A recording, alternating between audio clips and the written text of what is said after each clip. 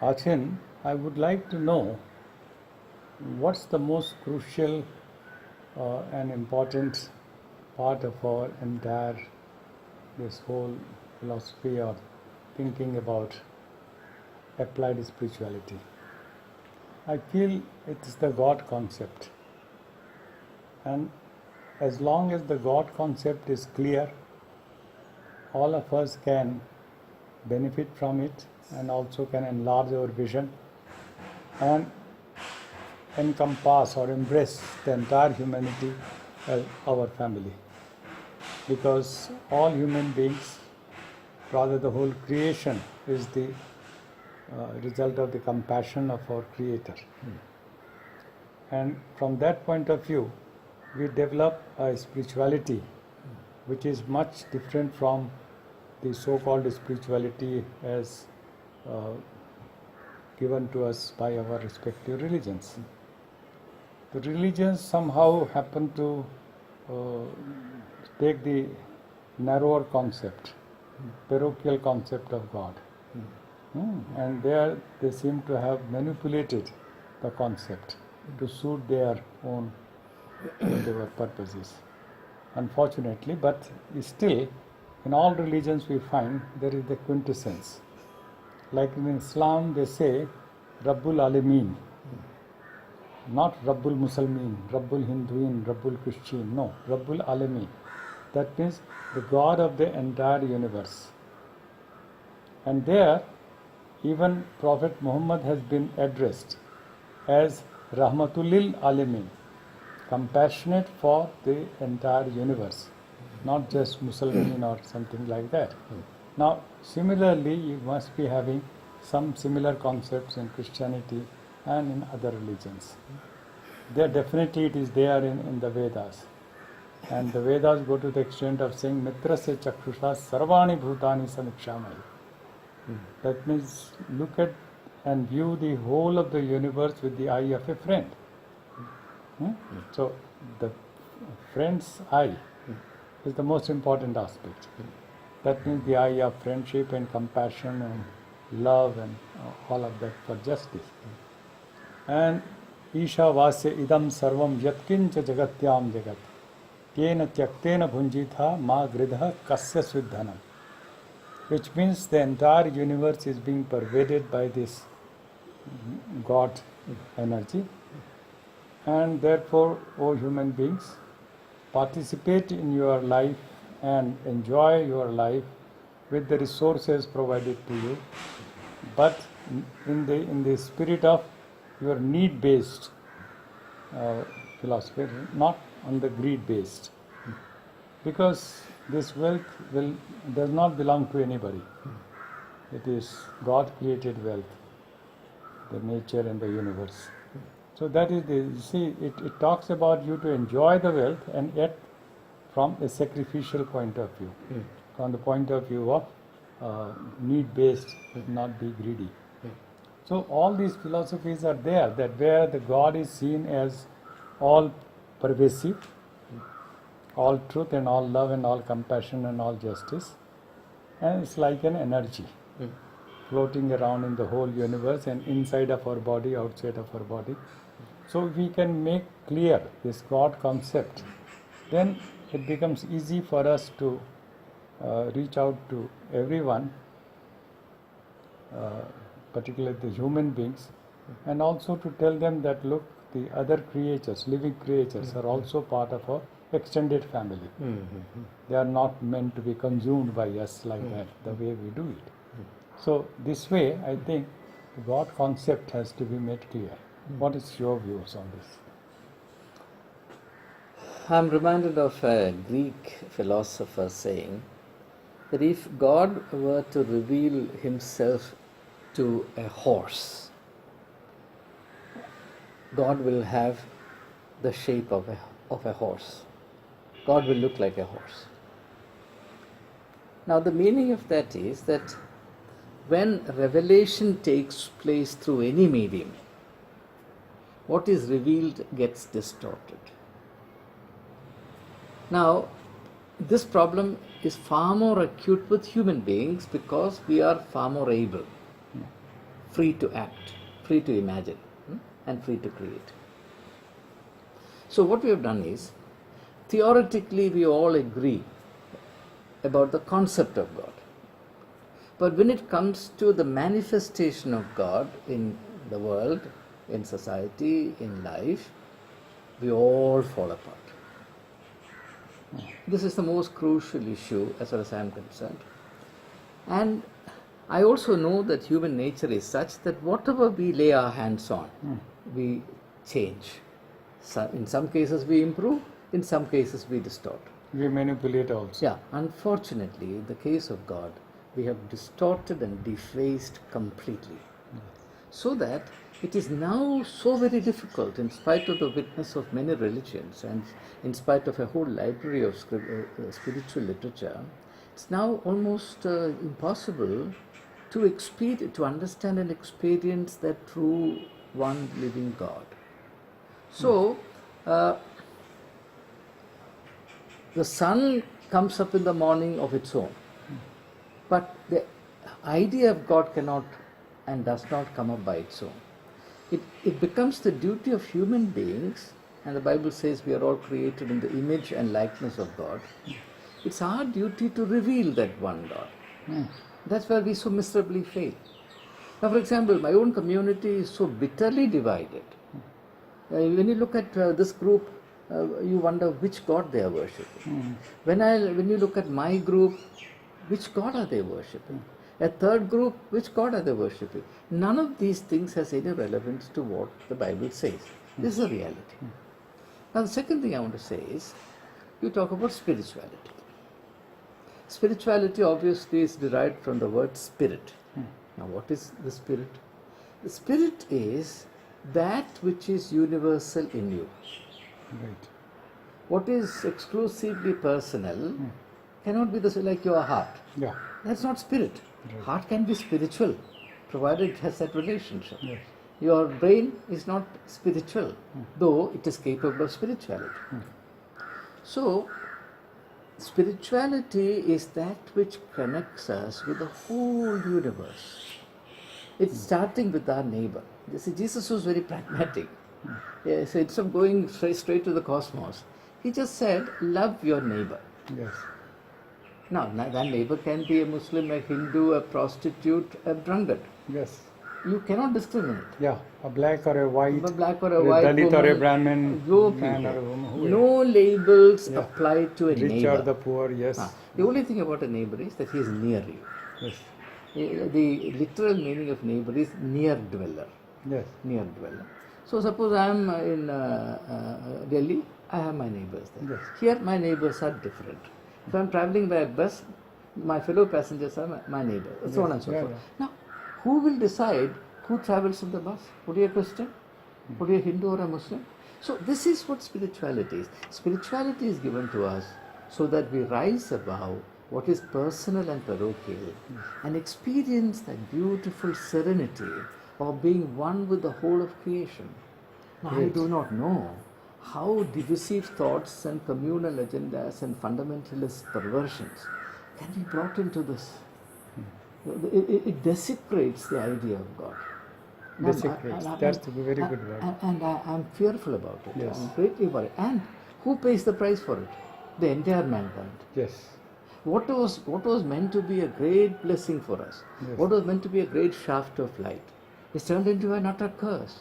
It has turned into the ultimate darkness. This we have done to ourselves. So, it's our duty now to reverse the process. Yeah. And to go back to the very origin of our life and the origin of life. Not just our life, origin of life. What you want to say is, from the Christian and biblical perspective, Yes. God's presence is there universally. There's no doubt about it. If God is, the Bible presents God as a creator. Yes. Right? Yes. He just didn't create human beings. He created every aspect of whatever we see. Yes. So everything is imprinted with the presence of God. Good. Nothing is God. You see, the problem with idol worship is idol says, I am God. No, you can't be God. It's an insult to the idea of God. Yeah. God may be pervading in the particles of the idol, but Yeah, My presence is not there. My presence is only in my body. that's right. And I can commune with my Creator, Yeah, the most compassionate and the most loving and the most just, inside of me, yes, yes, mind and heart. yes. So the mind and heart is the real temple, Hmm. and whatever Yes, I consider to be my God and Yes. I want to relate to such a God should be inside of me. just So that imagine. helps me to evolve also, Just imagine yeah, how blessed and rich we are in this country. yeah. We have 1.25 billion temples. Yes, yes, each one of those human Just beings. imagine. Yes, exactly. 1.25 billion temples, and we are now fighting over a temple. And worldwide we are 7 billion. 7 billion temples, yes. and we are fighting for temples and mosques and churches. Yes. If this is Yeah, not each fi- one of that human temple is far more sacred and far more precious Yes. than all the temples, mosques, churches, gurudwaras put together. All fact- of them put together, in fact, the Bible- and one human body. The Bible explicitly teaches Yes. that God does not dwell in man-made structures. Wow. Well, in the sense that God is all pervading, Yes. God may be there, Yes. because it's there in the whole of the universe. Yeah. But certainly not for my meditation or for my communion. Yes. So, because the communion means the nearness, the Yes. proximity. Yes. Yeah, upasana they call it. Yes. Upasan. Being one with. Being close to or One being with, one with. being Yes, one you are with. right. Right. So that means this temple, which is created by God, the Creator Himself, herself, is the best place Yes. inside of me and my Absolutely. mind. And I need to go into silence, Yeah. close my eyes, ears, whatever, and go inside into silence and then meditate about the attributes of God, that is truth, love, It's compassion. a very important distinction, Yeah. or a supplementary thing I need to bring in. Yes. It's true, it's my relationship with God, my meditation, the rest of it, fine. Yeah. But since, as Hinduism teaches, as Christianity teaches, Islam also, every religion Yeah. teaches, that God's presence is distributed over every aspect of creation and every individual in particular. Yes. God has a passionate thirst, a great desire for these scattered elements to come together. Right? Because, you see, just think of my body being cut into several pieces and scattered. Huh? It's a very ugly sight. It's a macabre sight. Now, when God looks at us, we are in that state. We're all cut up. Small pieces are scattered here and there. Yeah. Right. Now, for example, the human body is supposed to have 100 trillion cells. Right. Right. Now, why are we given this kind of body? In us, we carry a small replica of the universe. Right. Right? Microcosm. Yes. Right. And just as our body needs all the constituent cells to be together and in mutual communion, Yes. huh? Yeah. in reciprocity, Yes. so also every aspect of creation needs to be in complementarity, needs to be in communion, needs to be in cooperation, in harmony. In Sanskrit they call it Yat Pinde Tad Brahmande. Whatever obtains in your pind means body, Yes. obtains in the universe. It is so beautiful. See, Swamiji, my surprise is all these great and wonderful, profound teachings are there. Yeah. Why are they not found in the life of people? Who is responsible? Someone has to answer for it. Yes. All right. So, my conviction has been the unity and oneness of the human family, transcending all labels and barriers and boundaries, is the divine agenda. Right. God anguishes over our scattered, divided, and unhealthy existence Yes. as mutually suspicious creatures who, being so petty and small, want to dominate each other. For some simple thing, you travel by air. From a height of even 10,000 meters, look down. What does a human being look like? Worse than the lice in your hair. No? Yeah. And such a creature is strutting, breathing fire, threatening, lynching. I mean, What kind of a madness is this? Yes. It's simply because people have no understanding, no perspective. They cannot even see themselves. How can they see their neighbors? Yes. If I see that Yes. my religiosity is that I must become a murderer, how can you see your neighbor? Yeah. It's a very serious issue. And I'm surprised, Swamiji, that India is a very enlightened country. Why is it that 125 crore लोग हमारे prime minister कहते हैं बहुत गर्व से ये समझ नहीं सकते जी जी जी इसका कारण क्या है? मतलब मूल मुझे लगता है कि the problem lies with our very narrow vision of our creator. You know, we create the creator in our image and relate it to our caste divisions and our social economic relations, everything, and we blame God or say that this person is born poor or low caste because of God's punishment, because of previous lives, Ji, karma, etc., etc. Now, this is the notion which we create and ascribe it to our Creator. My experience is different. Yes.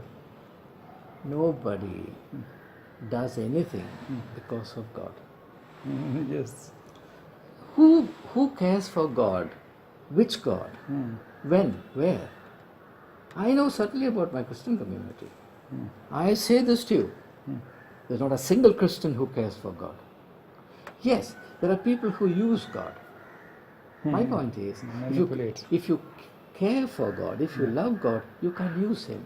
Yes, yes. You can only adore Him. Adore Him. And you can only try and become more and more like Him. Right. So that His attributes descend into your life and you become a human being. Yes. Till then you don't. You're not a human being. Yeah. At this point in time, I'm not a human being because I'm not fully godly. Right? Therefore, my endeavor is, my spiritual journey is to become more and more like God. Yes. The attributes of God. So, the reality of God is something that we have thrown away a long time ago. Yes. And if there is a God, in respect of human beings, I must tell you that He is an orphan. He is a cosmic orphan. You see, all the orphans in this country, to me, remind me of God. Yeah. Well, thank you so much, and I'm sure this will, add to our whatever dialogue, and we will enrich ourselves and also our colleagues, and build bridges for dialogue and other things. And this way, we can share these things with our younger friends. Yes, we must. Schools, colleges, universities. They will be very receptive. Yeah, very receptive. And this generation, compared to our generation, Yes, has the freedom to think and the courage to think. Yes. We all followed like sheep, Yeah. whatever the elders did. Yes. This generation does not do it. Yes. I thank God for it. Thank you. Wonderful.